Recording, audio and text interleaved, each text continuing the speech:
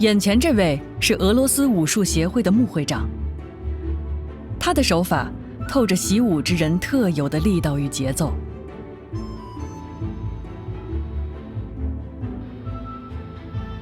太极拳的一招一式舒展开来，与方才制壶时的刚柔运化如出一辙。穆会长，你来中国多少年了？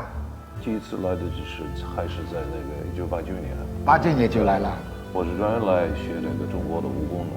我的师傅武斌，因为我第一次来的，我直接去那个是上海体校拜过他为师。他说我们慢慢开始练功呢。以后他送给我一个壶，这个壶是紫砂壶，看那么漂亮的东西，那我就很喜欢这个。当目光在紫砂壶上流连时，中国传统工艺便完成了一次无声的跨文化对话，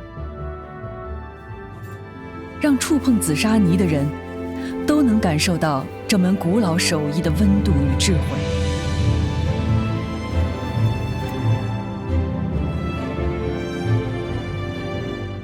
In China, all the clay are very good, but purple clay is very good and have history.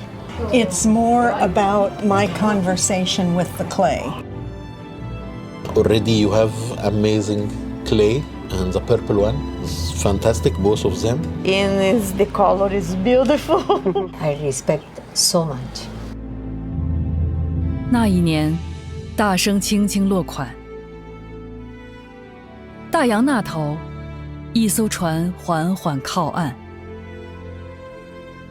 远航仍在继续，只是换了船员。